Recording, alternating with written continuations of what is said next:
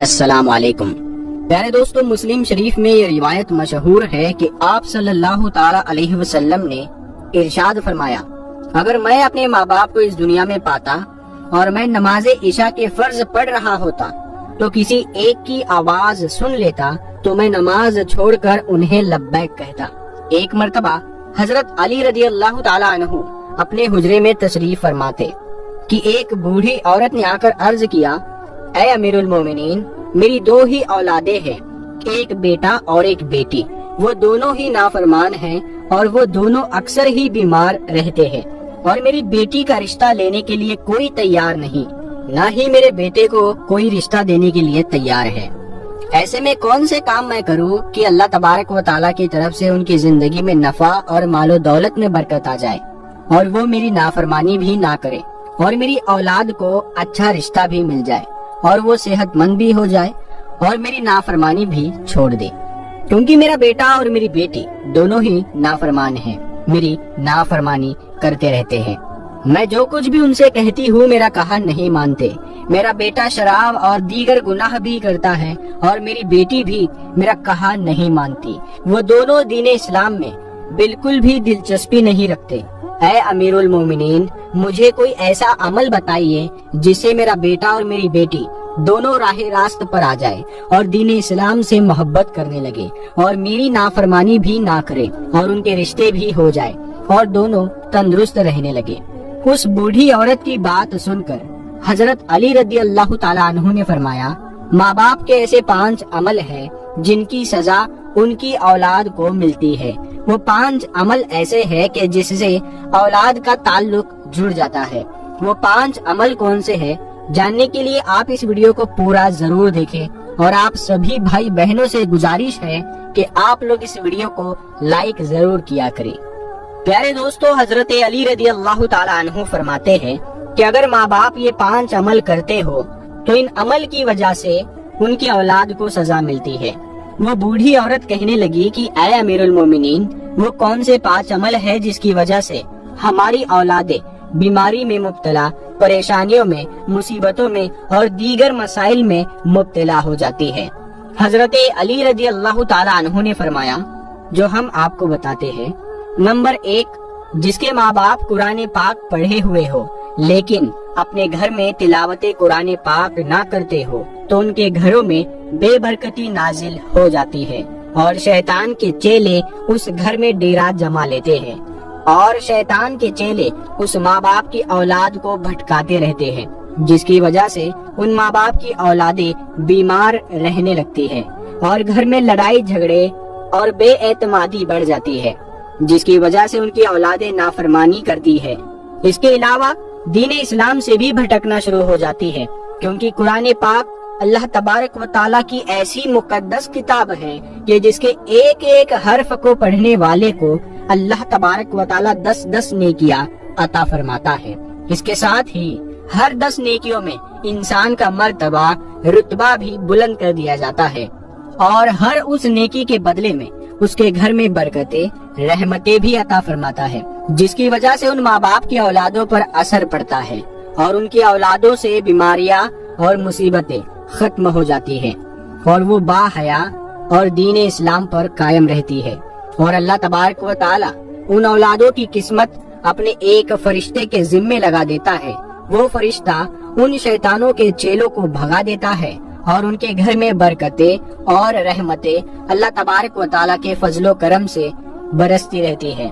جس بھی گھر میں اللہ تبارک و تعالیٰ کی رحمتیں اور برکتیں نازل ہو جائے، وہاں نہ تو شیطان کے چیلے رہ سکتے ہیں، اور نہ ہی وہاں بے برکتی، پریشانیاں، بیماریاں اور دیگر مصیبتیں آتی ہیں۔ پیارے دوستو، اکثر اوقات یہ بھی دیکھا گیا ہے کہ آج ہمارے رشتہ دار ہو یا پھر اپنے ہی گھروں میں ہم جھانک کر دیکھیں کہ قرآن پاک جو اللہ تبارک و تعالیٰ کی مقدس کتاب ہے، جو ہمارے آخری نبی حضرت محمد صلی اللہ تعالیٰ علیہ وسلم پر نازل ہوئی، ہمارے گھروں میں پڑے پڑے ان پر مٹی جم گئی ہے، اور ہم قرآن پاک کی تلاوت بہت کم کرتے ہیں، حالانکہ ہمیں روزانہ قرآن کریم کی تلاوت کرنی چاہیے تاکہ ہمارے گھروں میں اللہ تبارک و تعالیٰ کی برکتیں اور رحمتیں نازل ہوتی رہے۔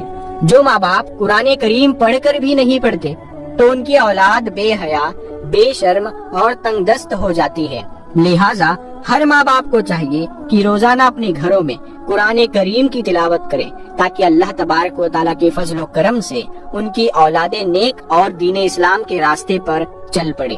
پیارے دوستو، اس کے بعد حضرت علی رضی اللہ تعالیٰ عنہ نے فرمایا، نمبر 2، جس گھر میں ماں باپ روزانہ لڑتے ہو اور ایک دوسرے کو گالیاں دیتے ہو، جہاں گالیاں دی جائے صرف شیطان ہی اس گھر میں ڈیرا ڈال لیتے ہیں اور ان کو ایک دوسرے کے خلاف بھڑکاتے رہتے ہیں۔ پیارے دوستو، آپ خود سوچ کر دیکھیں کہ جس گھر میں اللہ تبارک و تعالیٰ کے فرشتے نہ آئے، اس گھر میں مصیبتیں، بیماریاں، طرح طرح کی پریشانیاں آئے گی اور اللہ تبارک و تعالیٰ اس گھر میں رہنے والوں سے ناراض ہوگا اور وہ گھر جہنم ہی کہلائے گا۔ پیارے دوستو، اللہ تبارک و تعالیٰ کے فرشتے صرف یہودیوں اور مشرکوں کے گھر میں نہیں جایا کرتے، کیونکہ حضور اکرم صلی اللہ تعالیٰ علیہ وسلم کا فرمان مبارک ہے، ایک دوسرے کو گالیاں دینا دین اسلام میں حرام ہے، کیونکہ ماں باپ کو دیکھ کر ہی اولاد جوان ہوتی ہے۔ جیسے عمل ماں باپ کے ہوں گے تو ویسا ہی تو عمل اولاد کے بھی ہوں گے۔ اولاد نے تو یہی دیکھا کہ میرے ماں باپ ایک دوسرے کو گالیاں دیتے ہیں، لڑائی جھگڑے کرتے ہیں، اب اولاد سے ماں باپ کو کیا امید ہوگی کہ میری اولاد فرما بردار ہوگی؟ ایسا نہیں ہو سکتا۔ اسی لیے حضرت علی رضی اللہ تعالیٰ عنہ نے فرمایا کہ ماں باپ کو چاہیے کہ دین اسلام میں جو طریقہ بولنے کا بتایا گیا ہے وہی طریقہ اختیار کرے تاکہ ان کی اولادیں وہ سن کر ان پر عمل کرے۔ اس طریقے سے آپ کی اولادیں نافرمان اور بے حیا نہیں ہوگی اور دیگر مصیبتوں سے آپ کی اولادیں بچی رہے گی۔ اپنے گھروں میں حدیث کی باتیں کیا کریں، حضور صلی اللہ تعالیٰ علیہ وسلم کا فرمان مبارک سنایا کریں۔ اپنی بیٹیوں کو، اپنے بیٹوں کو حضرت فاطمہ زہرا رضی اللہ تعالیٰ عنہا یا پھر حضرت عائشہ صدیقہ رضی اللہ تعالیٰ عنہا کی باتیں بتایا کریں تاکہ ہماری بیٹیاں باحیا اور فرما بردار ہو۔ اسی لیے ماں باپ کو چاہیے کہ دین اسلام کے طرز پر ہی بولا کرے تاکہ ان کی اولادیں بے حیائی، پریشانیوں، نافرمانی اور طرح طرح کی مصیبتوں سے بچ سکے۔ پیارے دوستو، حضرت علی رضی اللہ تعالیٰ عنہ نے فرمایا، نمبر 3، ماں باپ کے بے پردگی کی وجہ سے ان کی اولادوں پر خطاؤں یا بیماریوں کا حملہ ہوتا ہے۔ صحیح بخاری میں حضرت ابو ہریرہ رضی اللہ تعالیٰ عنہ سے روایت ہے کہ حضور صلی اللہ تعالیٰ علیہ وسلم نے ارشاد فرمایا، جو عورت پردے میں رہے گی اس پر جنت واجب ہے اور جو عورت بے پردہ رہے گی اس پر جہنم واجب ہے۔ پیارے دوستو، جہاں بے پردگی ہوگی وہاں اللہ تبارک و تعالیٰ کے فرشتے ایسے گھروں میں رہنے والے انسانوں کے لیے بد دعا کرتے ہیں اور شیطان نیچے بیٹھ کر ان کے گھروں کو اپنا بسیرا بنا لیتا ہے۔ جہاں بے پردگی عام ہو وہاں ماں باپ کی اولادیں بے حیا، نافرمانی اور غلط کاموں میں پڑ جاتی ہے۔ یہی نہیں بلکہ ان کی اولادوں کو پریشانیاں اور مصیبتیں اپنا مقدر بنا لیتی ہے۔ یہ سب ان کے ماں باپ کے بے پردگی کا نتیجہ ہوتا ہے۔ جہاں بے پردگی ہوگی وہاں اللہ تبارک و تعالیٰ کی رحمت اور برکت کبھی نہیں آئے گی اور ان ماں باپ کی اولادیں ہر فتنے اور شر سے محفوظ نہیں رہ سکے گی، کیونکہ اللہ تبارک و تعالیٰ کے فرشتے بلاؤ اور خطاؤں کو ٹالتے ہیں۔ وہ تو اس گھر سے ہی چلے جاتے ہیں ان کی بے پردگی کی وجہ سے، اور وہ اولادیں اپنے ماں باپ کا ادب و احترام نہیں کرتی، بلکہ اس گھر کی اولادیں کسی مصیبت یا پریشانی میں ہمیشہ گھرتی رہتی ہے۔ پیارے دوستو، جہاں بے پردگی ہوگی ان ماں باپ سے اللہ تبارک و تعالیٰ کی ناراضگی ہوگی۔ اسی لیے ماں باپ کو چاہیے کہ اپنے پردے کا خاص انتظام کرے اور اپنی اولادوں کو بھی پردے کی تلقین کرتے رہے تاکہ ان کی بیٹیاں بی بی فاطمہ زہرا رضی اللہ تعالی عنہا کی پیروی کر سکے۔ پیارے دوستو، ہم سب نے یہ بات سن رکھی ہے کہ دنیا کہتی ہے کہ دل کا پردہ ہونا چاہیے۔ میری ماں بہنیں ذرا غور فرمائیں، آپ کا دل بی بی فاطمہ زہرا رضی اللہ تعالی عنہا سے تو کبھی مضبوط نہیں ہو سکتا۔ آپ کا پردہ تو بی بی فاطمہ زہرا رضی اللہ تعالی عنہا سے زیادہ کبھی نہیں ہو سکتا۔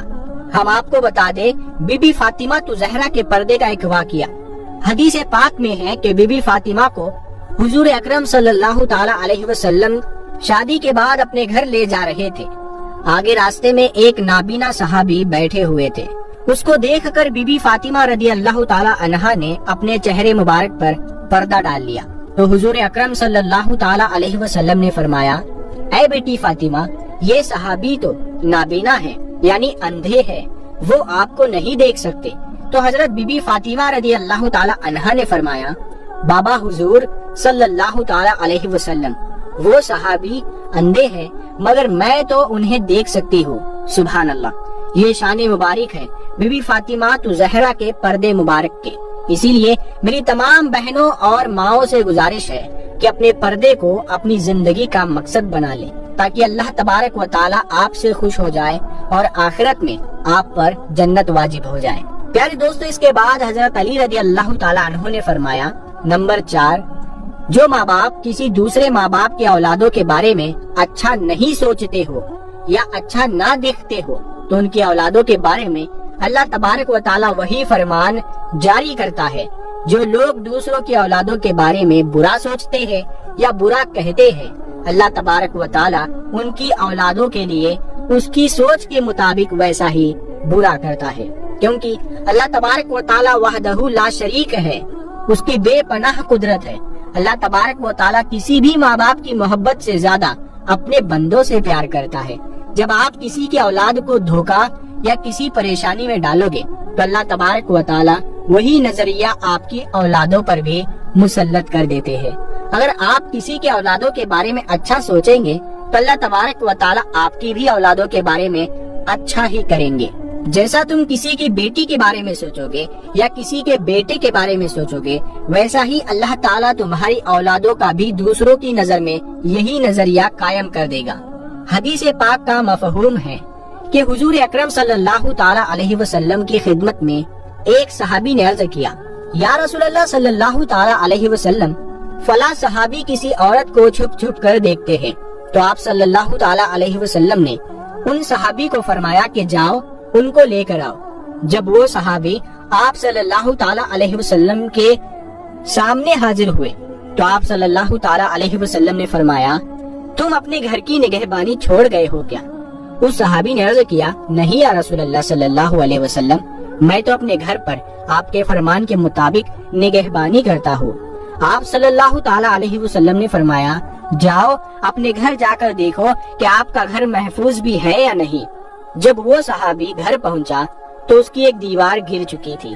तो वो सहाबी फौरन हुजूर सल्लल्लाहु ताला अलैहि वसल्लम की खिदमत अक़दस में हाजिर हुए और अर्ज करने लगे, या रसूलल्लाह सल्लल्लाहु अलैहि वसल्लम, ये क्या माजरा है? तो आप सल्लल्लाहु ताला अलैहि वसल्लम ने फरमाया, अगर तुम किसी बापर्दा औरत को छुप छुप कर देखोगे, तो अल्लाह तबारक व ताला तुम्हारे घर की दीवारें गिरा देंगे। इसीलिए हर किसी की बेटी को अपनी बेटी समझो, हर किसी की बहन को अपनी बहन समझो। प्यारे दोस्तों, इसके बाद हजरत अली रज़ी अल्लाह ताला अन्हु ने फरमाया, नंबर 5, जो माँ बाप अपने घर में हलाल और हराम का फर्क ना करते हो, हराम वो नहीं जो हराम जानवर खा लिया या कोई और हराम चीज खा ली जाए, वो तो कतअन हराम है। हराम तो वो है जो हलाल को हराम करके खाया जाता हो, यानी किसी को धोखा देकर या किसी का हक मार कर खा लिया जाए तो ये हलाल होकर भी हराम हो जाता है।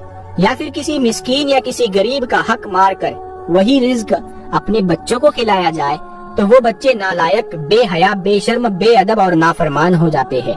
प्यारे दोस्तों, ज्यादातर लोग ऐसा ही करते हैं कि मैंने फला चीज इतने में ली और झूठ बोलकर इतने में बेच दी, और कसम तक उठा लेते हैं। वो माल तो बिक जाता है लेकिन उसमें बरकत नहीं रहती।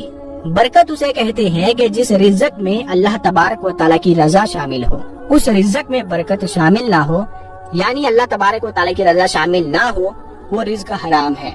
माँ बाप के इस अमल से भी उनकी औलादे नाफरमान, बेहया, बेशर्म और बेअदब हो जाती है और उन पर तरह तरह की मुसीबतें, बीमारियां, परेशानियां उनको चारों तरफ से घेर लेती है।